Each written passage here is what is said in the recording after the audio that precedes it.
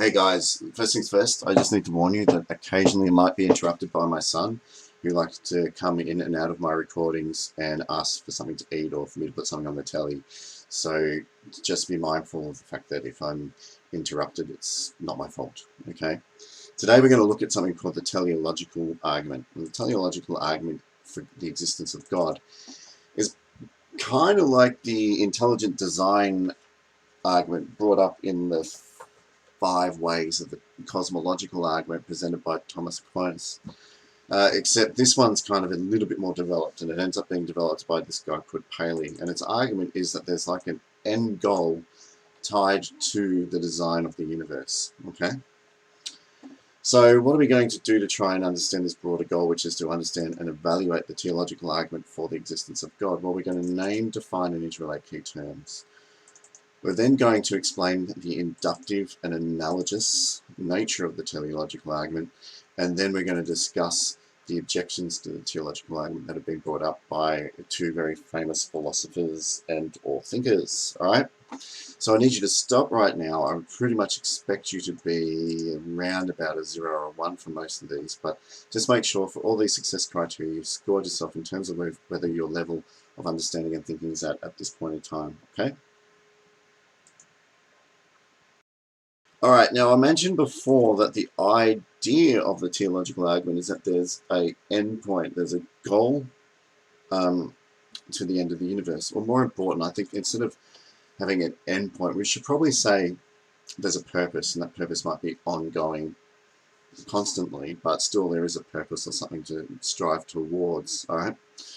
So think about something that for you has been a goal that you wanted to achieve in your life, and then I want you to draw it and then outline some of the steps you took towards achieving it. And this little APK example will help you reflect on what teleological arguments are all about, okay? So just spend some time drawing that, and once you're done, come back to this video, okay? Alright, so the teleological argument. When I'm talking about the teleological argument, we need to talk about this watch, because this watch is pretty much what it's all about. But I'm not going to explain how that's the case at this point. All I'm going to do is I'm going to just tell you that keep this watch in mind, okay? Now, let's start by saying that when we did the cosmological argument, the 5th way was about the argument of intelligent design. And this man, Thomas Aquinas, was arguing in his 5th way that objects that are seemingly unintelligent tend to behave with intelligent, in an intelligent manner. And today, you know what, there is actually another philosophy that ties around this kind of thought. It's called the anthropological principle, which is basically that the laws of the universe have been designed in a way that communicate to us that there's 2 things. There was an intelligent designer, which is related to, again, the Thomas Aquinas argument. There's our intelligent designer there. And B, they also argue, and I think this might be a bit dubious because it opens this up to a major philosophical minefield, but perhaps the laws of the universe were designed in such a way to make human life possible, right? So that's kind of a modern derivation of the type of stuff that was hinted at the 5th way of the cosmological argument. But I'll let you think about that, all right? But just for now, I just want you to write in your notebook something about what I said about the 5th way being an argument that seemingly unintelligent objects behave in a way that is evidence of intelligence, and it can't obviously be them because they're not intelligent, so it must be this intelligent designer, okay? Alright, so theology. What is the etymology of theology? If you don't remember what etymology is, remember that etymology is what happens when we break down the origins and meanings of words and have a look at how they evolved over time. Now, again, theology is not really about the end. I said end when we were talking about the goals and success criteria because I really wanted to hint at the etymology of the word, but really anything that is theological is something that behaves in a way that has a endpoint or a goal or a purpose in mind. But the most important of the three words that I brought up is purpose, okay? So let's just say that I design for me a NutriBullet blender, and that is always going to be able to help me extract the maximum amount of vitamins out of my slushy. That thing has been designed in a teleological way. It has a purpose or an endpoint. But when I say endpoint, I'm almost worried that people are going to think there's only, the goal stops at one point in time. But that's not really what we're talking about. We're not talking about once we've achieved the goal, everything ends. We're saying that a purpose could be ongoing. It could be constantly reinforcing itself. So like the NutriBullet, my first smoothie is going to extract the maximum amount of vitamins, but I'm going to use it again, and I'm going to extract the maximum amount of vitamins. I'm going to do that for as long as it lives. So its purpose is being performed for as long as that object is alive. And that's what really theology is about. Theology is about behaving in a way that moves towards or helps to achieve a particular preordained purpose. Okay. Now, it comes from this ancient Greek term, end, but we need to replace end with purpose. Okay.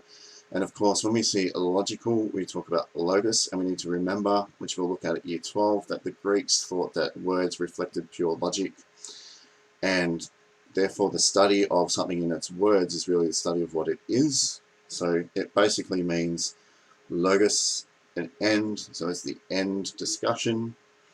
In modern Latin, it turned into theologia, and then we added logi at the end for modern English, and it became teleological or teleology. And that basically means the modern derivation of it now moved away from end, and it meant the study of things with purpose. That's what it means, okay? Take a note. Now, when we have a look at the teleological argument, we need to understand two things. It's not a deductive argument, it's an argument derived from observation and experience. So that's why I've got the picture of the sun rising here. There's nothing in the sun that implies it's going to rise every morning. Nothing. So it's not really a deductive argument to say the sun will rise tomorrow. It's what we call, it's not really a deductive argument. No, it's an inductive argument, because the sun and rising on the horizon are not related. They don't imply the existence of each other, okay? And it's also a probabilistic argument.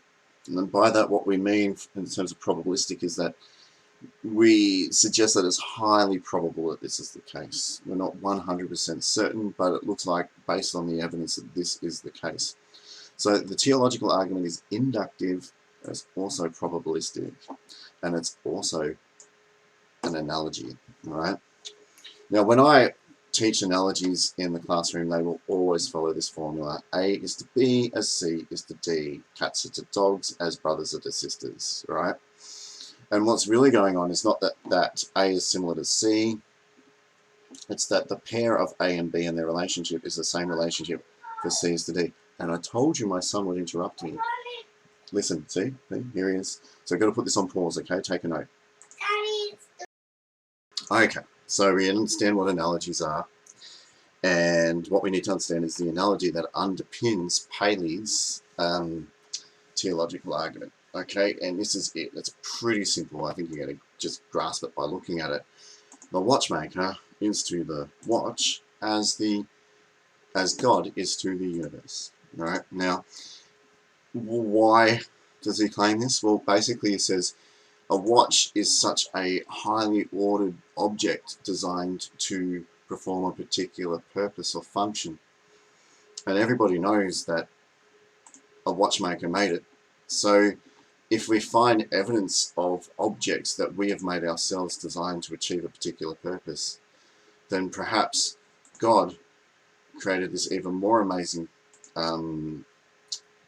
thing called the universe, which has an even more complex and evolved purpose.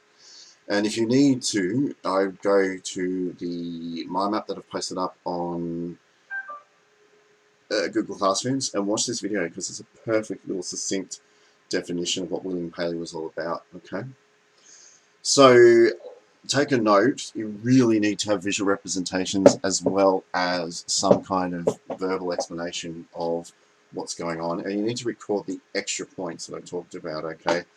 Particularly the idea that a watch is complex, so that's evidence of design, and that the relationship between complexity of design in these two pairs crosses over to generate an analogy, okay?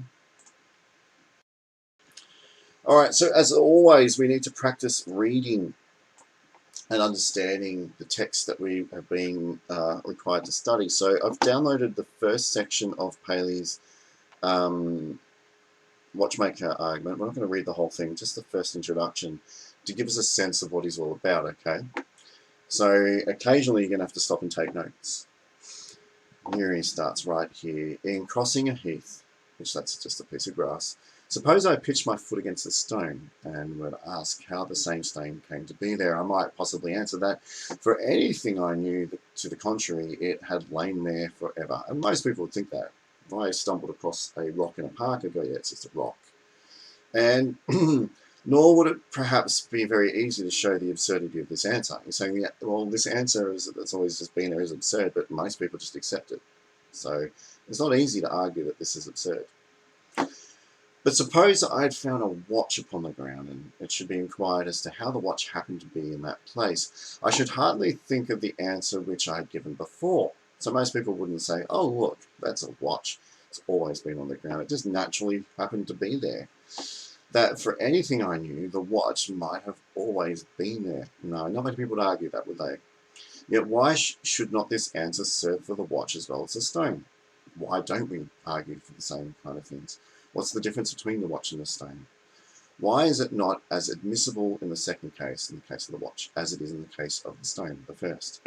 For this reason, and for no other, viz means, in other words, right, that when we come to inspect the watch, we perceive what we could not discover in the stone. That is, several parts are framed and put together for a purpose, that they are so formed and adjusted to produce motion, and that motion so regulated as to point out the hour of the day, that if the different parts had been differently shaped from what they are, of a different size from what they are, or placed after another in a different manner, or in any other order than that in which they have been placed, either no motion at all would have been carried out on the machine, or none which would have answered the use that it is now served by.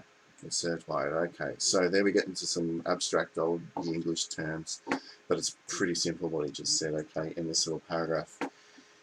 Look at this watch. We can see a highly ordered, highly complex arrangement of cogs and wheels and springs, okay? And if we were to adjust the size, if we were to rearrange the shape, if we were to,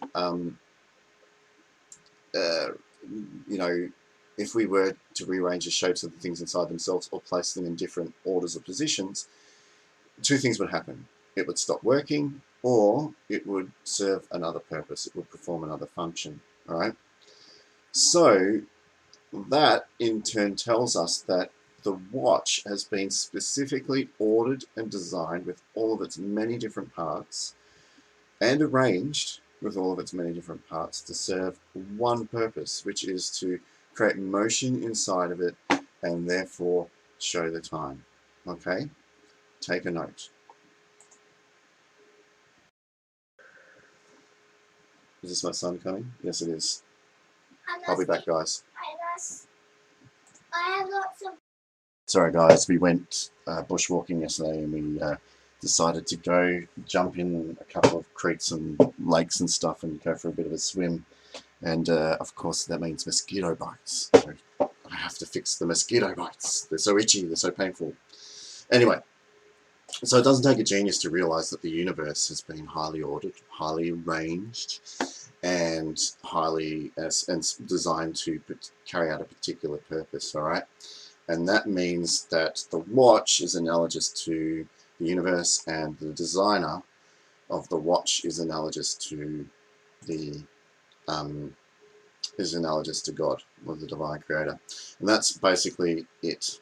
But what's really key to this, and I'd like to see it in an exam, is an understanding that the it's what we call a oh boy, let's look at this word here. It's probably better if I put it up on Google so we have something to refer to. So in a physical term, you would say that entropy is a lack of order or predictability. It's a gradual decline to disorder, all right? So if anything is in a high entropy state, it basically is completely disordered and it would have a uniform arrangement of particles, all right? If anything is a low entropy state, it would be like this. There's a very specific, highly determined arrangement of pieces and bits. So this is what we call a low entropy state. And the low entropy of the watch is evidence of a designer, okay? If you understand that, bang, you kind of understand the whole argument, alrighty? So basically he goes on to explain it. To reckon up a few of the plainest of these parts and of their offices, all tending to one result. We see a cylindrical box, yep, you see the round box of the watch you found on the ground, a coiled elastic spring, which, and by this time, elastic doesn't mean made out of plastic, it just means it's flexible, which by its endeavour to relax itself turns the box around. So you can imagine that, the unwinding spring turning something. We next observe a flexible chain, artificial wrought for the sake of flexibility, communicating the action of the spring from the box to the fuse. We then find a series of wheels, the teeth of which can catch in and apply to each other, conducting the motion from the fuse to the balance, and from the balance to the pointer. You don't really know what this is, but you can kind of imagine what he's explaining. He's explaining how the watch works and how everything comes together in a very specific order to achieve that one purpose. And at the same time, by the springs of steel, no other metal being so elastic that other the face of the watch is placed as glass, a material employed in no other part to work but in the room of which, if there had been any other than a transparent substance, the hour could not be seen without opening the case. So there you go, he's just saying even the glass is designed to help the watch achieve its overall function. The mechanism being observed, it requires indeed an examination of the instrument and perhaps some previous knowledge of the subject to perceive and understand it, but being once, as we have said, observed and understood, the inference we think is inevitable that the watch must have had a maker. So here he's saying, again, the specific arrangement and the fact that it's all geared to achieve one purpose is a design, is evidence of a design. Evidence of a maker behind its design, okay? Which, you know, that would make sense at his time. It would make complete and utter sense. The watch must have been a maker. That there must have existed at some time and at some place or other an artificer, that means a maker, or artificers, more than one, who formed it for the purposes of which we find it actually to answer, who comprehend its conduction and designed its use. So there must have been someone who understood all the principles behind the watch in order to make it work and in order to make it actually serve a function. Alright, and of course, the watch is nothing but an analogy for God and the universe. Okay? So take a note. These notes should have been about anything that really made sense to you and that called out to you, written in your own words with recording your own more detailed understanding of concepts and with non-linguistic representations wherever possible, okay? Now this guy Hume is a bit of a skeptic. You know, Hume's an extremely famous philosopher, extremely. And Hume comes along and says, look, a bit of overreach here with the analogy, man. Yeah, okay. Now, if at best this analogy could explain that there was a designer, but that designer doesn't have to be God. Okay, there's no evidence in your analogy to say that, you know, it hints at all the different aspects of what God is: omnibenevolent, omnipotent, and omnipresent. A designer, yes, but not God according to the previous definitions we've had of God. And so, therefore, the analogy breaks down. Now, here's a little bit of philosophical thinking for you. One of Hume's major arguments in this was basically that if the two pairs being generated to create the analogy are too far apart, then the analogy does not work. So in this case, if you go over here to the analogy, right, obviously God is much more than just the person who designed the watch, right? So here we've got something which is just considered in and of itself as the designer, okay? And we could easily argue that there's a designer behind the universe given that analogy, but that designer doesn't have to have all the quality, that designer doesn't have to have all the qualities of God. So in a sense, this pair of God and the universe is a little bit, it's not as closely aligned with this pair as maybe another designer in the universe could be, okay? Once the pairs kind of become really far away from each other, the analogy breaks down and it has no explanatory power anymore. It's just nonsense. So if you can kind of grasp that, write it down right now. So there's one major criticism. Another major criticism is the fact that things that end up having design can happen through what we call an iterative process.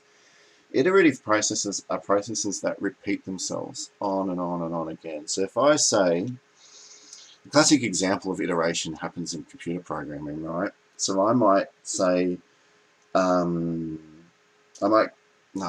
guys probably don't understand programming. Think of something else that's iterative. That happens all the time. Alright, a great iterative process would be, I don't know if you know about it, but it's the sourdough that you might see mothers passing on to different mothers. So what they'll do is they'll get a little batch of dough with lots of yeast in it, and then they'll pass that dough onto their friends, and but they won't give them all of the dough, they'll just give them a little batch of it, and those friends will then just add some more flour, and all of a sudden the flour over time will grow the dough back to its original size. And what's going on is a process of iteration. Every step just basically involves cutting off a portion of the unused dough, giving it to a friend, adding the flour, cutting off a portion of the unused dough, giving it to a friend, adding a flour. And what happens is that our man Darwin, was really clever at understanding how iteration could work to blindly design what we see in the universe. And this was a major blow to Paley's watchmaker analogy, because for the first time someone had said that in a blind way, in a way that had absolutely no underlying purpose behind it, highly ordered or low entropy systems could start evolving. Okay? Take a note. Alright, so how would this process work? Well, I've got these pictures here, right? Again, without a purpose or endpoint in mind, evolution works through something which we call natural selection, okay? And believe it or not, it's quite easy to explain the process of change and evolution using this concept of natural selection. All right, so let's say a natural selection is basically, it can be defined as the tendency of nature to select members of a species to breed if they have an advantage over other members of a species. Now, don't go all right-wing and nuts on me, guys. This doesn't mean that that it's all about just the individual. Later on, when you understand evolution deeply, you begin to find that the species that has the best chance of surviving in nature is also the species that can accommodate the most diversity and difference.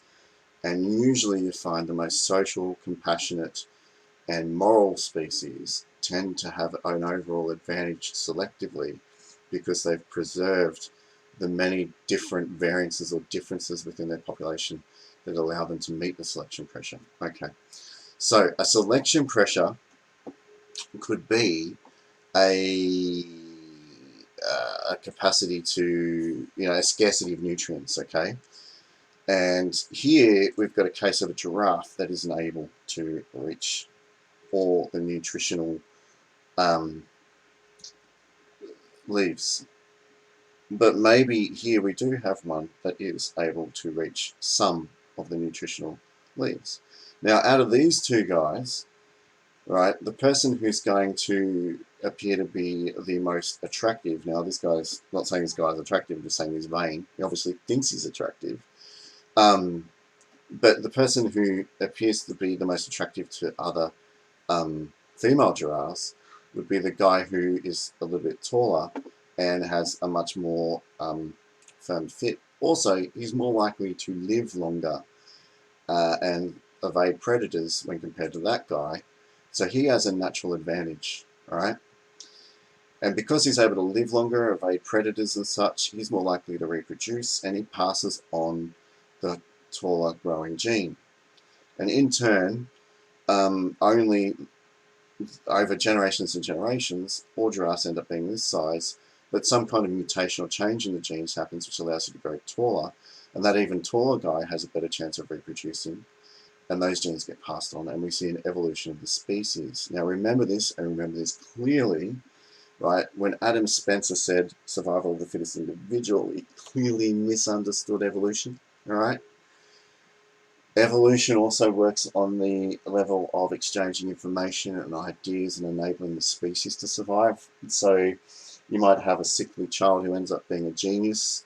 It's in your interest to save that child and keep that child alive, even though he's not physically fit. Vice versa, it's in your interest to keep a physically fit person alive who might not be that smart, because he can contribute in other ways to the survival of the species. So when Darwin was talking about evolution, he was talking about the survival of the species, not just the survival of each individual, all right? But in this case, the selection pressure is all about the most attractive male, the one that's probably most likely to reproduce and make many babies, is the one who has the overall advantage and is able to survive longer to reproduce, okay? Now, what this did was it suggested that there's no kind of creator, or there's nobody who has decided to go back in time and put all this together. That evolution and highly ordered systems evolve because there's always a pressure selecting for more adaptable traits. And this means that the watchmaker argument falls completely on its head, because we're seeing that complexity can arise blindly without a purpose, without a goal in mind in the first place. Okay. Now, if you want to read up on it, intelligent design people argue that evolution may have occurred after the design of highly complex organisms, but most people who are fans of evolution would say, well, actually, evolution can explain the evolution of us as human beings from, you know, amoeba-like organisms, right? And what else was I going to say? So the people who are fans of the anthropological principles might say that God put in place the laws of natural selection, and basically we're just carrying out the evolution is nothing but the process of moving towards moving towards what we're trying to achieve. All right, take a note, please. All right, so that's pretty much the teleological argument and its objections outlined. Make sure you take some notes, and we will try our best to explore some of the concepts you need to talk about when you get to class. So, you know, I think you should be able to easily name and define and interrelate key terms, particularly the idea of low entropy or highly ordered systems and what teleology means. You should be able to talk about the fact that, yeah, it's based on the analogy of the watch and the watchmaker. And you should be able to explain how it's inductive, because it's based on observations and experience, okay? You should be able to talk about Hume's objection, whereas basically just because there's a designer doesn't mean that designer has all the qualities of God, therefore the analogy breaks down because the two pairs you're comparing are completely dissimilar. And you should also be able to be at a point where you understand that evolution proposes that complex systems can emerge in a iterative process in a way that's blind and not teleological with no purpose. If you kind of get everything that I just said, you know you're at a 4. You know what I mean? It should just bang, trigger off. So, you know, and when you hear all the language that I just spoke, that was some pretty complicated concepts. So just score yourself on these right now, and that's the end. Thank you.